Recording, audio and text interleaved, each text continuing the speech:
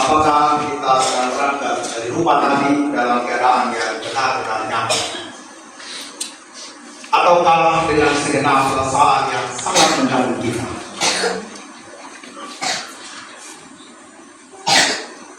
Entah baju baru yang tiba-tiba sesak, sudah jahit ternyata 3 hari, sesak di baju. Entah merampas kamar mandi,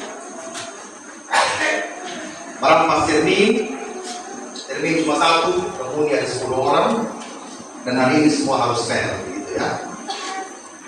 Makanya saya sisi rambut ke depan gitu ya. Keluarga kita sedang sakit, kita baru saja kehilangan orang yang kita cintai. Apa yang kita mau bilang? Ketika Natal ternyata tidak berangkat dari hidup yang nyaman. Kisah Natal yang asli tidak dibuka dengan kenyamanan. Matius membawa kita ke sebuah keluarga yang sedang berada di titik yang paling rentan dalam hidup mereka. Matius berbicara tentang Maria yang bertunangan dengan Yusuf. Kata yang dipakai adalah presto. Dalam budaya Yahudi, pernikahan itu memiliki 2 tahap. Tahap yang pertama disebut idusin, dan tahap yang kedua disebut nisui. Apa yang dialami oleh Maria dan Yusuf, mereka baru masuk dalam tahap yang pertama, yaitu idusin atau masa pertunangan suci, yang di dalamnya berisi tentang janji setia untuk menjaga hubungan itu tetap terpelihara dalam kendali Allah. Ini adalah perjanjian yang mengikat secara hukum sosial maupun dalam etika sebagai umat Yahudi yang mempercayai Yahweh Adonai itu sebagai Tuhan mereka. Dalam masa hidup ini pasangan belum tinggal serumah dan belum memulai kehidupan inti, tetapi secara sosial mereka sudah dianggap sebagai suami istri. Bahkan jika hubungan itu putus, yang diperlukan adalah surat cerai sah. Dengan memahami ini, kita dapat memasuki dunia batin Yusuf dengan jujur. Ketika ia mendengar Maria mengandung, dan itu bukan dari dirinya, ia tidak hanya menghadapi pukulan emosional. Yusuf berhadapan dengan badai sosial yang berpotensi memalukan seluruh keluarga. Dan dalam masyarakat kolektif Yahudi, aib atau malu itu bukan saja milik individu, tetapi juga milik keluarga besar. Itu menjadi stigma keluarga, menjadi stereotip yang dibangun dan membuat Yusuf terpukul. Dan dengan semua tekanan itu, Matius menyebut Yusuf sebagai seorang yang tulus hati. Gelar yang dalam tradisi Yahudi menunjukkan kepada seorang yang menjaga kesetiaannya.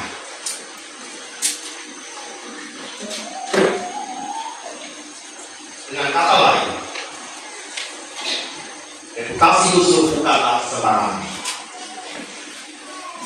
Bukan tentang pergumulan yang ringan untuk mengambil keputusan penting dalam hidup. Yusuf ada terjepit antara suara hukum sosial, hukum Tuhan tentang kesucian hidup, hukum masyarakat yang sedang menegakkannya, dan juga suara hatinya sendiri untuk mengambil keputusan. Apakah tetap mengambil Maria sebagai istri atau meninggalkan Maria dengan memperlakukan surat cerai? Bagaimana seorang laki-laki harus bertindak ketika hidup membawanya pada persimpangan yang gelap? Bagaimana mempertahankan kebenaran tanpa mengorbankan belas kasih? Dia ingin melakukan kebenaran, dia ingin menyuarakan suaranya. Saya tidak melakukan tindakan apapun yang membuat Maria hamil. Dia berkata seperti itu. Dia ingin memperjuangkan harga dirinya. Dia ingin memperjuangkan reputasinya untuk baik-baik saja di hadapan seluruh umat dan masyarakat. Tetapi dia tidak bisa menyadari bahwa belas kasihan itu ada di dalam dirinya untuk mencintai Maria.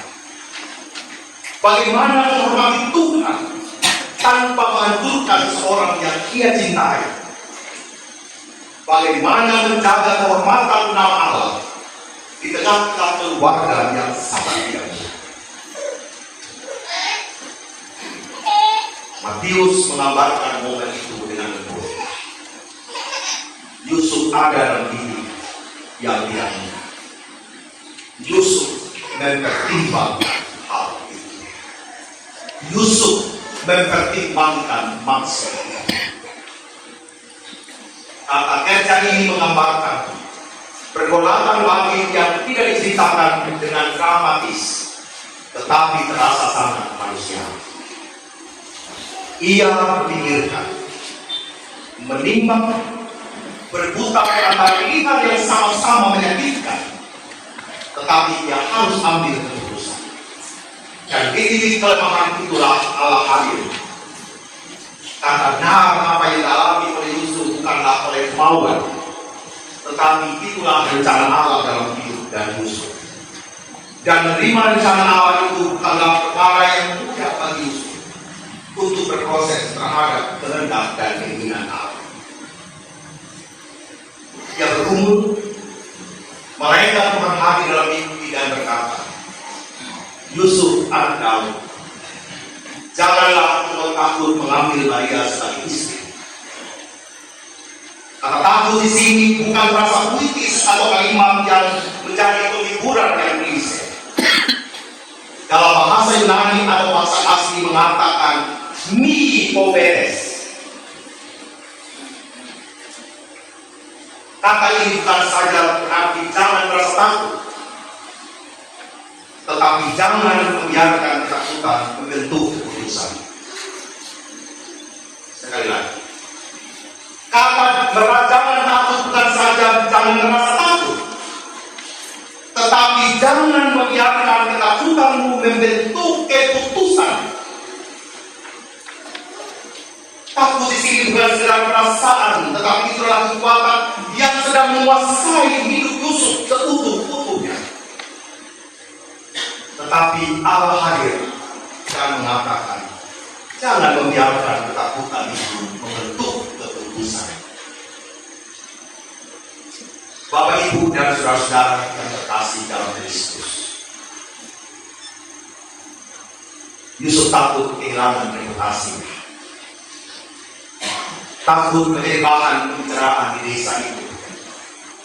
Takut dianggap melanggar hukum Taurat.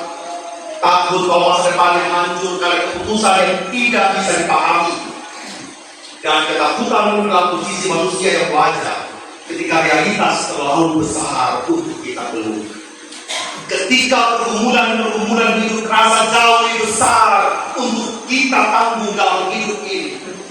Terasa ketika realitas itu tidak mampu untuk kita jalani dan berproses di dalamnya karena begitu besar, karena begitu banyak pertanyaan-pertanyaan yang diajukan kepada kita. Kenapa belum melihat? Mungkin orang yang bertanya itu biasa-biasa. Kenapa belum punya anak? Mungkin bagian tanya itu hanya pengantin baru punya anak, tetapi tidak semuanya. Kapan buat rumah? Dan pertanyaan kapan yang lain. Bapak Ibu bisa bayangkan pertanyaan-pertanyaan yang diajukan kepada itu. Kenapa engkau kasih hamil? Dia menjelaskan itu Tuhan yang bekerja kosong kau. Tidak ada cerita begitu. Pasti kau yang melakukannya. Pembelaan terjadi, kau sudah dijebak oleh Maria. Bapak Ibu bisa bayangkan antara hati nurani, menghormati hukum Taurat, menghormati hukum Tuhan, menjaga kesucian hidup ada dalam seluruh putaran itu.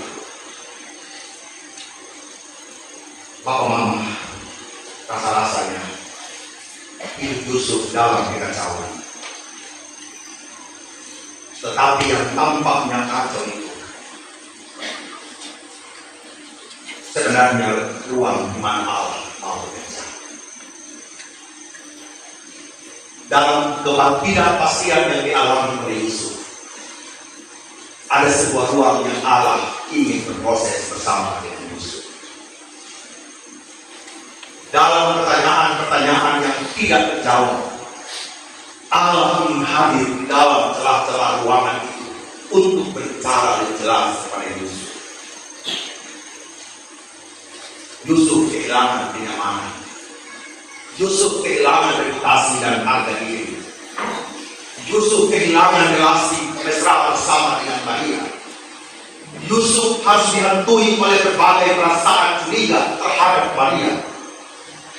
Baru mau membentuk keluarga, persoalan-persoalan sebelum masuk dalam rumah tangga itu rasanya begitu berat. Bapak, mama, dan saudara-saudara yang terkasih, apa pesan Natal yang ingin disampaikan melalui narasi kita pada hari ini? Yang pertama, jangan membiarkan ketakutan membentuk keputusan. Bapak Ibu, kita mungkin takut bangkrut. Kemudian kita cari jalan, ada orang pintar, ada dukun, ada kekuatan lain yang bisa menopang saya. Kita takut bangkrut dan kita katakan dalam usaha kita, saya bisa melakukan hal-hal yang untuk mendatangkan uang jauh lebih cepat.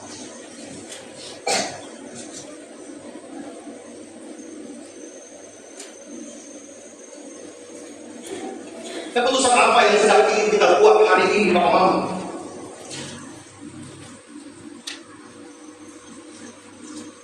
Dalam berbagai kemelut hidup, kita bisa saja membuat keputusan yang salah karena terlalu emosional.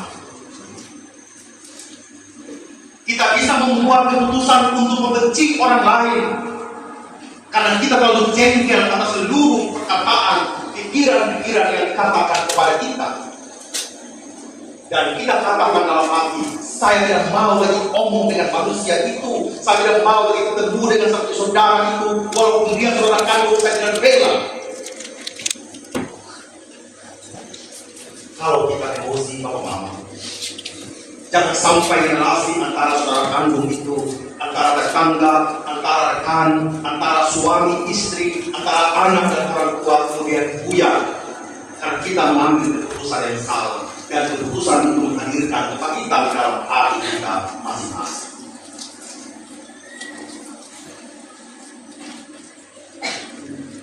Bapak Ibu dan saudara-saudara yang berkasih,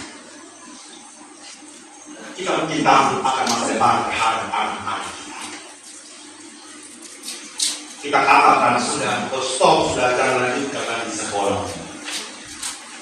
Kelihatannya benar, tetapi juga kelihatannya kita meragukan kuasa Tuhan mau bekerja dan memberikan berkat terhadap anak-anak kita yang mau sekolah, yang mau studi lanjut, yang mau mengambil keputusan milik bintang milik baik kembali pikirannya.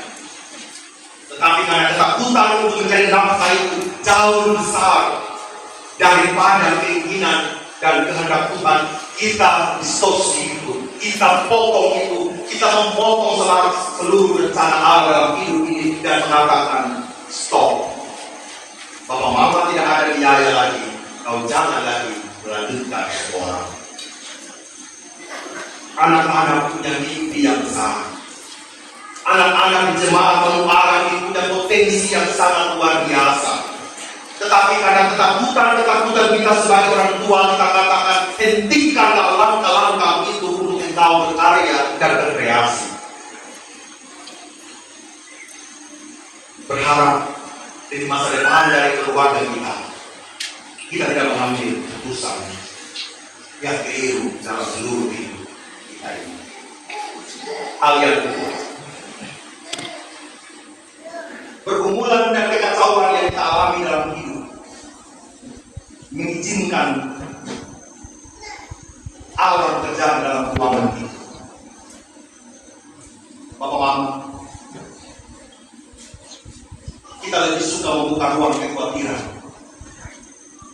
Kita lebih suka membuka ruangan ketakutan daripada membuka ruangan untuk Allah kerja bagi bisnis kita, bagi usaha kita, bagi rumah tangga kita.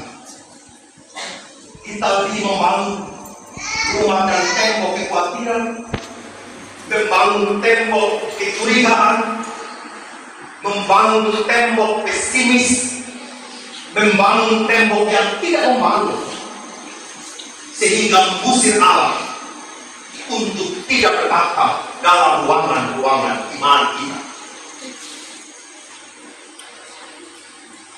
Jangan mengusir Allah hanya karena cara Allah itu membingungkan kita. Jangan usir kehadiran Allah karena kita sedang ada dalam persimpangan iman. Jangan meniadakan Roh Kudus yang bertambah dalam hidup kita karena kita sedang bingung untuk mengubah arah hidup kita atau tinggal di dalam kenyamanan hidup kita. Kenyamanan dalam dosa, kenyamanan dalam kepahitan hidup, kenyamanan dalam hal-hal yang pesimis. Kita harus merubahnya bersama dengan Roh Kudus. Hal yang ketiga, Ia akan melahirkan seorang anak laki-laki dan Engkau akan menamakan dia Yesus, yang berarti melahirkan seorang anak laki-laki dan mereka akan menamakan dia Immanuel, yang berarti Allah menyertai kita. Bapak Ibu, Allah yang menyertai perjalanan hidup ini. Pertanyaannya adalah, apa atau siapa yang sedang menyertai hidup kita?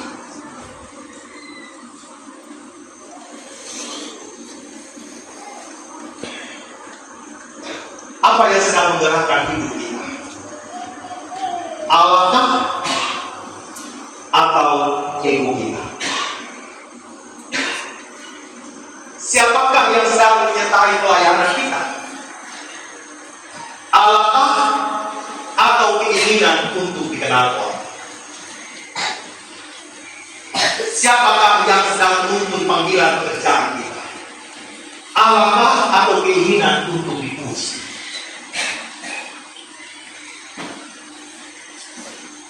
Siapa yang sedang membimbing dan menyertai kita hari ini? Ego kah?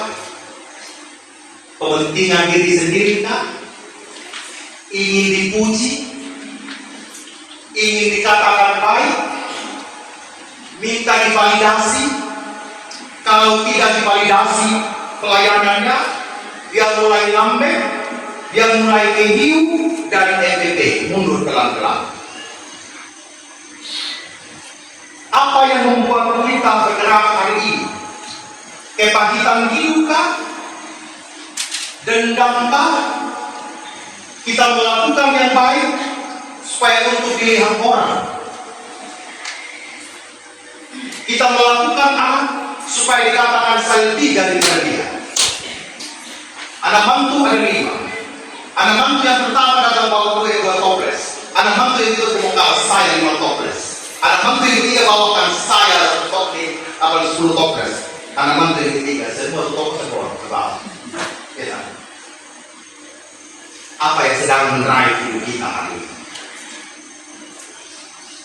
Apa yang menerai pilihan-pilihan politik kita? Jadi teman, jangan sampai apa yang kita alami dalam rumah tangga kita hari ini ternyata kita bukan disertai oleh Allah. Bukan Tuhan yang sedang ada di depan kita. Bukan Sang Immanuel yang sedang menggerakkan hidup kita. Tetapi yang ada adalah diri kita sendiri yang coba berjalan dengan keraguan. Bapak Ibu, hari ini saya senang sudah diminta di sini ya.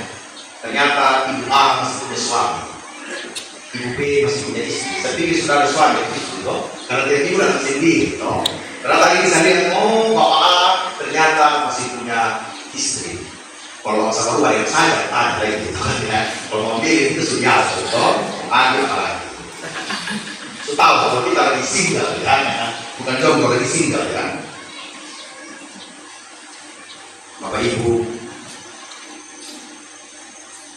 kenapa pada hari Natal kalau kita sesat? Ya toh, ada saja. Saya bilang gini, pakai yang kita single ini bukan single, mau langsung. Ya, tapi single, mau langsung gitu ya. Ya kan? Kenapa kalau Natal? Kenapa kita ini sama-sama? Itu pertanyaan.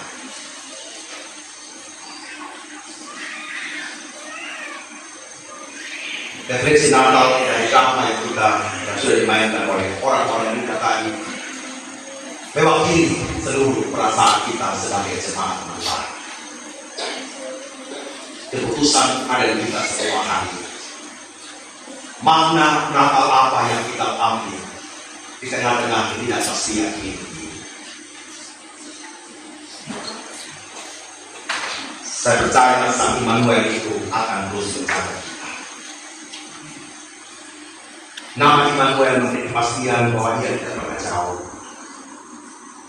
Dan Yusuf menunjukkan bahwa keluarga diselamatkan bukan oleh karena kesempurnaan pahlawan, tetapi oleh ketaatan yang sederhana namun setia. Hari ini kiranya setiap keluarga menemukan keberanian yang baru. Bukan karena hidup ini menjadi lebih mudah, tidak apa-apa, tetapi karena Allah yang hadir menjadi lebih nyata.